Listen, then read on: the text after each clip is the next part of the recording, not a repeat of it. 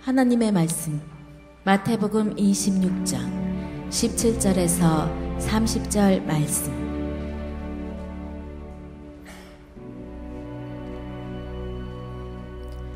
무교절의 첫날에 제자들이 예수께 나와서 이르되 유월절 음식 잡수실 것을 우리가 어디서 준비하기를 원하시냐이까. 이르시되 성한 아무에게 가서 이르되 선생님 말씀이 내 때가 가까이 왔으니 내 제자들과 함께 유월절을 내 집에서 지키겠다 하시더라 하라 하시니, 제자들이 예수께서 시키신 대로 하여 유월절을 준비하였더라. 저물 때에 예수께서 12 제자와 함께 앉으셨더니 그들이 먹을 때에 이르시되 내가 진실로 너희에게 이르노니 너희 중에 한 사람이 나를 팔리라 하시니, 그들이 몹시 근심하여 각각 여짜오되 주여 나는 아니지요. 대답하여 이르시되 나와 함께 그릇에 손을 넣는 그가 나를 팔리라. 인자는 자기에 대하여 기록된 대로 가거니와 인자를 파는 그 사람에게는 화가 있으리로다. 그 사람은 차라리 태어나지 아니하였더라면 제게 좋을 뻔하였느니라. 예수를 파는 유다가 대답하여 이르되 라삐여 나는 아니지요. 대답하시되 내가 말하였도다 하시니라. 그들이 먹을 때에 예수께서 떡을 가지사 축복하시고 떼어 제자들에게 주시며 이르시되 받아서 먹으라. 이것은 내 몸이니라 하시고, 또 잔을 가지사 감사기도 하시고 그들에게 주시며 이르시되 너희가 다 이것을 마시라.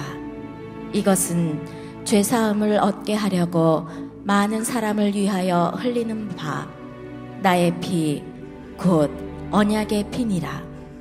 그러나 너희에게 이르노니 내가 포도나무에서 난 것을 이제부터 내 아버지의 나라에서 새 것으로 너희와 함께 마시는 날까지 마시지 아니하리라 하시니라. 이에 그들이 찬미하고 감람산으로 나아가니라. 아멘. 오늘은 성찬식에 관한 본문입니다. 그리고 오늘 성찬식이 진행됩니다. 이 성찬은 예수님이 하라고 명하신 것입니다. 이 성찬식을 우리가 의미 없이 그냥 진행해 버리는 식으로 해서는 안 되기 때문에 오늘은 성찬의 의미를 한번 깊이 생각해 봐야 됩니다. 우리가 자극적인 영상을 봐야 감동이 되는 것이 아니라 성찬을 하면서 깊은 주님을 생각할 수 있는 시간이 되시기를 간절히 바랍니다. 오늘 본문은 예수님이 직접 성찬을 하시는 장면입니다. 특이한 것은 이에 유월절과 연관이 있다는 사실입니다. 유월절과 성만찬은 어떤 관계이며 어떤 의미를 가지고 있는가를 우리가 한번 생각해 보면 좋겠습니다. 유월절 음식을 잡수시기를 원했습니다. 그리고 유월절을 지키고 있었습니다. 그때에 성만찬을 하시는 의도는 무엇일까? 우리는 한번 생각해 보겠습니다. 그것은 너무나도 흡사한 의미를 가지고 있습니다. 성만찬의 의미를 찾아보면서 유월절에 관한 관계가 어떤 관계인가를 우리가 한번 알아보는데, 왜 기독교는 유월절을 지키지 않고 성찬식을 거행하는가? 성찬식은 예수님께서 거행하라고 당부하셨습니다. 성찬식은 세례와 함께 개신교에서 두 가지 은혜의 수단인 성례로 세례가 진행되며, 또 성찬을 통해서 우리가 주님과 이렇게 연합하는 그런 일들을 우리가 하고 있습니다.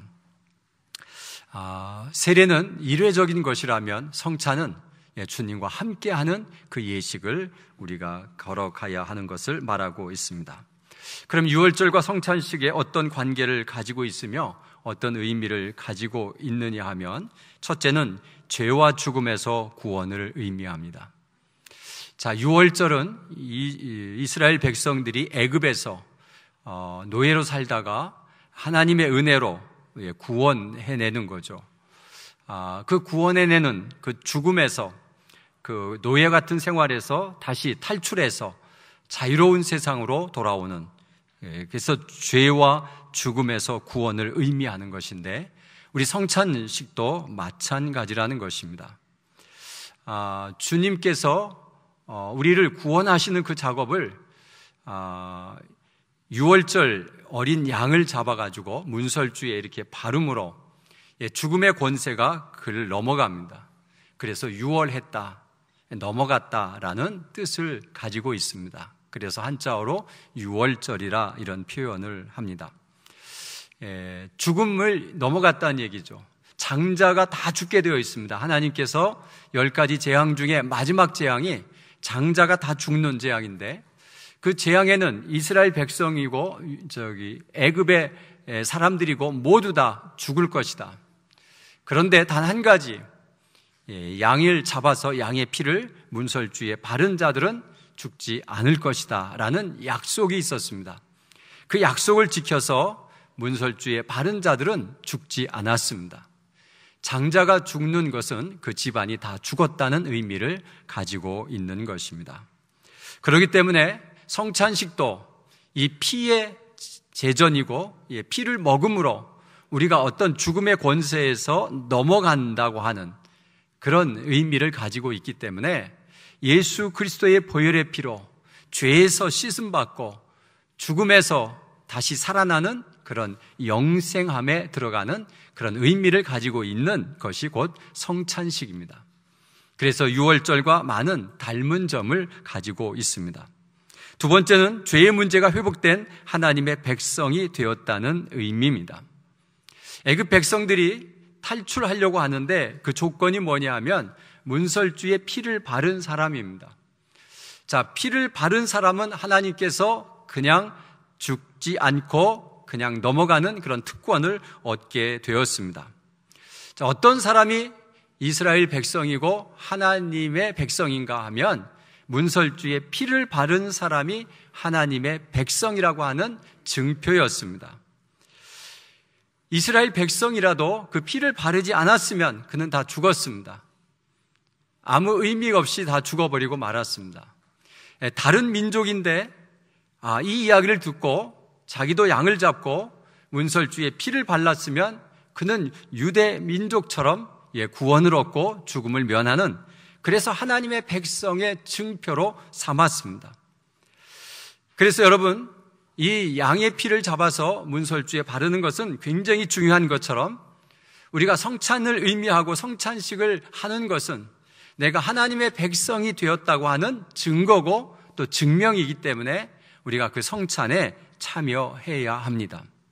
그 성찬은 이것은 나의 몸이고 나의 피다라고 하면서 예수 그리스도의 피로, 출애굽에서의 어린 양의 피로 대신 예수 그리스도가 피를 흘려 주신 것입니다.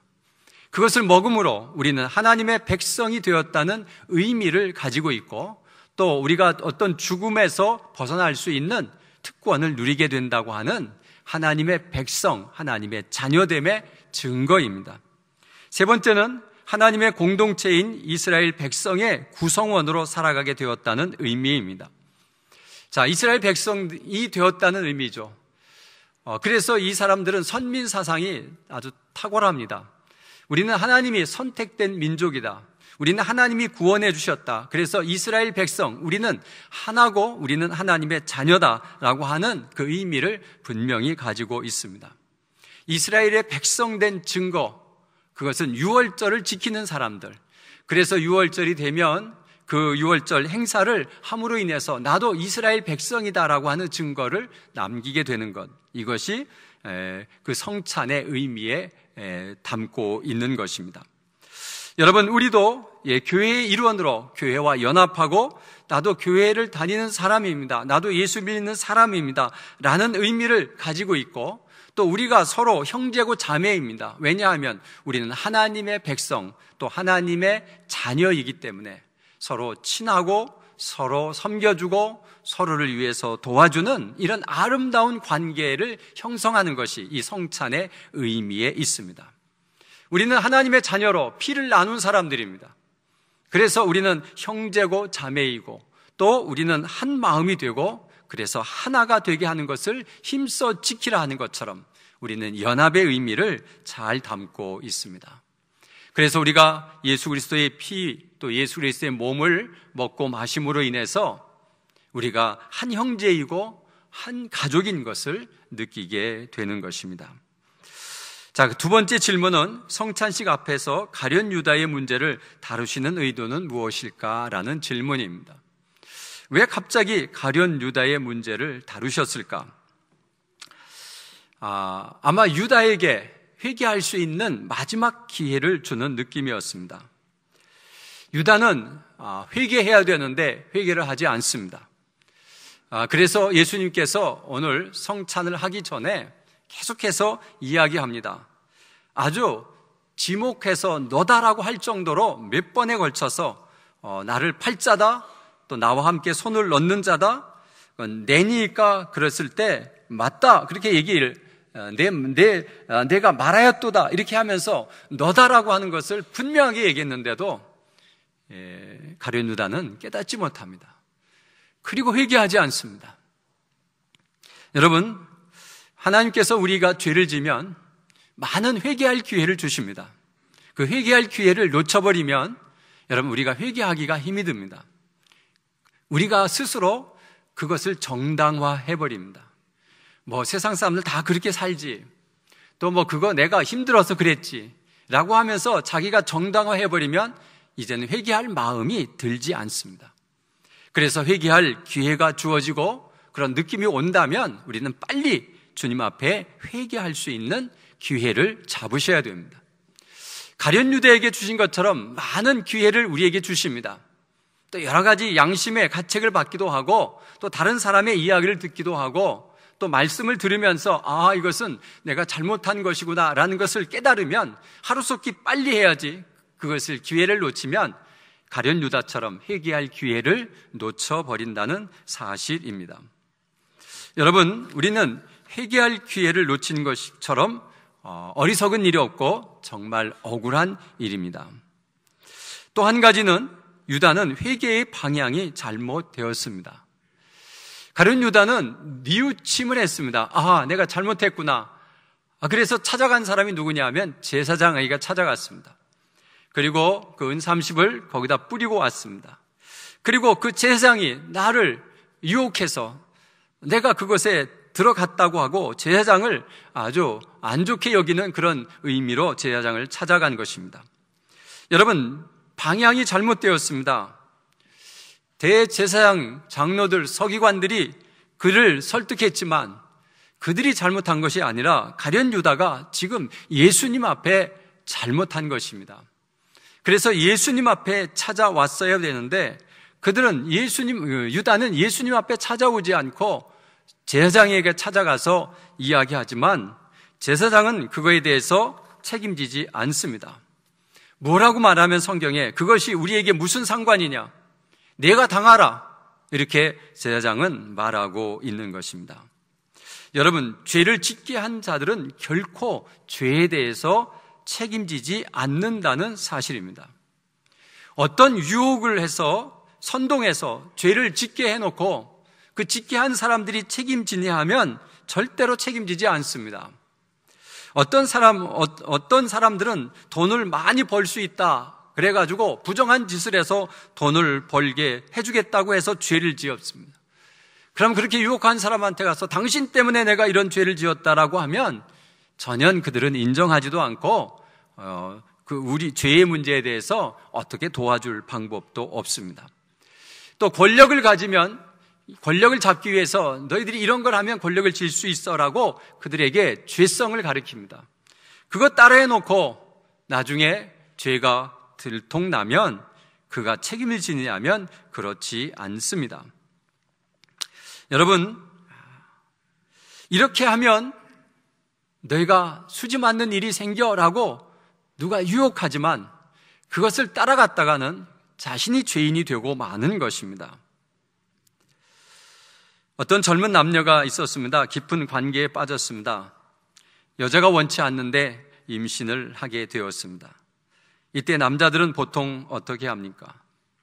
그것이 나와 무슨 상관이 있느냐? 피차 즐긴 것이 아니냐? 내가 당하라, 가서 낙태시켜라 라고 당당하게 얘기하고 같이 책임질 생각을 안 합니다. 이것이 사람들의 죄의 본질입니다. 우리가 직장에서 열심히 일하다가 법에 어긋난 일을 할 수도 있습니다. 직장을 위해서 충성한다고. 그런데 그 직장이 그 잘못한 것에 대해서 책임져 주지 않습니다. 또 정부나 정당에서도 자기가 열심히 해서 이 정당에서 좀 인정받으려고 불법을 저질러가면서 정당을 위해서 일했는데 그 불법이 들통나고 나면 그 정당이 책임져 주지 않습니다. 정부도 책임져 주지 않습니다. 그런데 우리는 누구 때문에 내가 이렇게 되었다라고 하는 것을 울분을 토하고 그곳에 가서 하소연하고 그곳에서 항쟁하는데, 여러분, 죄의 문제는 예수 그리스도 앞에 가지고 와야 됩니다. 믿으십니까? 죄의 문제를 다루시고 죄의 문제를 해결하실 분은 예수 그리스도십니다. 내가 유혹을 받았고 내가 유혹에 빨려 들어갔기 때문에 내가 그런 죄를 지었으면 예수 그리스도 앞에 와서 철저하게 회개해야 되는데, 엉뚱한 제사장을 찾아가서 하소연을 했던 가룟 유다는 마지막 회개할 기회를 잃어버렸다는 것을 말하고 있습니다. 여러분, 여기서 왜 예수님은 성찬 전에 가룟 유다의 이야기를 이렇게 할까?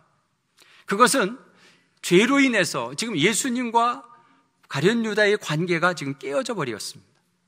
그리고 제자들과 제자들의 관계도 깨어지는데, 그런 불편한 관계로 성만찬을 하는 것이 예수 그리스도에게도 부담스러운 것이었습니다. 그래서 회개할 기회를 주었습니다.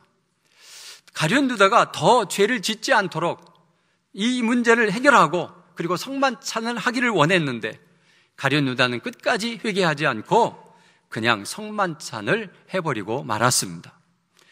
그래서 그는 더 큰 죄를 짓고 만 것입니다. 속에는 정말로 예수를 배반하는 그 마음을 가지고 성만찬을 참여했다는 사실입니다. 여러분, 성만찬을 함부로 참여하지 말라는 의미이기도 하고, 또 성경은 또 이렇게 얘기합니다. 고린도전서 11장 27절에서 29절에 성찬을 이렇게 얘기합니다. 그러므로 누구든지 주의 떡이나 잔을 합당하지 않게 먹고 마시는 자는 주의 몸과 피에 대하여 죄를 짓는 것이니라. 사람이 자기를 살피고 그 후에야 이 떡을 먹고 이 잔을 마실지니, 주의 몸을 분별하지 못하고 먹고 마시는 자는 자기의 죄를 먹고 마시는 것이니라. 여러분, 성찬을 할 때 우리가 조심해야 될 것을 말씀하고 있습니다. 세 번째는 성찬을 통하여 우리가 가져야 할 자세가 무엇인가라는 것입니다. 고린도전서 11장에 이런 성찬에 관한 이야기가 나오는데, 17절에서 22절까지는 고린도 교회가 성찬을 하면서 심각한 문제를 안고 있었습니다. 사람들이 분쟁을 했습니다. 그리고 파당을 일으켰습니다. 그리고 그때는 먹을 것이 없는 그런 시대였기 때문에 성찬식을 하면은 많은 사람들이 그 먹는 것을 참 관심을 가지고 많이 왔습니다. 그런데 많은 사람들이 먼저 와서 성찬을 다 먹어치우고 그 다음에 먹을 것이 없는 그런 성찬을 행했던 것입니다. 지금은 요만한 떡을 먹지만은 그때는 만찬, 저녁 식사를 이렇게 준비해가지고 같이 먹는 겁니다. 그래서 한 끼의 식사가 되는 것인데, 사람들이 먼저 와서 다 먹어버렸습니다. 그래서 먹을 것이 없을 때 그들은 마음속에 분노함이 찼습니다. 조금씩 나눠 먹으면 될 것을 와서 다 먹어치운 것 때문에 그들은 불편했습니다. 그래서 사도 바울이 고린도 교회에게 너희들이 지금 분쟁이 있고 파당이 있고 이렇게 남을 생각하지 않고 자기만 먹겠다고 하는 그런 마음을 가지고 성찬을 한다는 것이 너희들이 얼마나 어리석은 일인지 아느냐라고 하는 것을 분명하게 이야기해주고 있는 것입니다. 그 성찬의 의미는 무엇이 있느냐? 오늘 본문을 가지고 고린도 전서 11장 23절에서 26절에는 이런 글이 있습니다. 내가 너희에게 전한 것은 주께 받은 것이니 곧 주 예수께서 잡히시던 밤에 떡을 가지사 축사하시고 떼어 이르시되 이것은 너희를 위하는 내 몸이니 이것을 행하여 나를 기념하라 하시고 식후에 또한 그와 같이 잔을 가지시고 이르시되 이 잔은 내 피로 세운 새 언약이니 이것을 행하여 마실 때마다 나를 기념하라 하셨으니 너희가 이 떡을 먹으며 이 잔을 마실 때마다 주의 죽으심을 그가 오실 때까지 전하는 것이니라. 고린도전서 11장 23절에서 26절에 어떻게 성찬에 참여하라고 하는 것을 말하고 있는 것입니다. 성찬은 유월절이 아닌 구언약이 아닌 새 언약입니다. 이것은 예수님이 제정하신 일입니다. 성찬을 하면서 우리가 죄의 문제를 철저히 회개해야 합니다. 그리고 기념해야 됩니다. 기념한다는 말은 예수 그리스도가 우리를 위해서 피 흘려 죽으신 이 사건에 대해서 잊지 말고 나는 예수님 때문에 구원받은 자다라고 하는 그 감격을 잊지 말라는 것입니다. 십자가의 보혈로 용서받았다고 하는 사실을 인정해야 됩니다. 우리의 구원이 하나님의 사랑인 것과 전적인 하나님의 은혜인 것을 믿고 기념하는 것입니다. 그리고 우리가 하나인 것을, 하나님의 자녀인 것을 인정해야 됩니다. 그래서 성찬을 하고 우리가 서로 사랑하고 서로 섬기는 일을 해야 됩니다. 우리가 고린도 교회처럼 분쟁이 있고 파당이 있는 이런 일들을 해서는 안 됩니다. 왜냐하면 우리는 하나님의 자녀고 서로 피를 나눈 형제 자매입니다. 우리의 가슴 속에는 성찬의 의미로 예수 그리스도의 보혈의 피가 흐르는 줄로 믿습니다. 그 피를 나눈 형제가 어떻게 싸울 수 있습니까? 그 피를 나눈 형제가 어떻게 서로 시기하고 질투할 수 있겠습니까? 그래서 성찬을 한다고 하는 그 의미는 서로 사랑하고 서로 존경하며 서로 섬겨주는 아름다운 가족임을 우리가 함께 하는 것입니다. 그래서 성찬을 통해서 우리가 한 가족인 것을 느끼고 서로 사랑하는 그런 멋진 신앙의 용사들이 되시기를 간절히 바랍니다.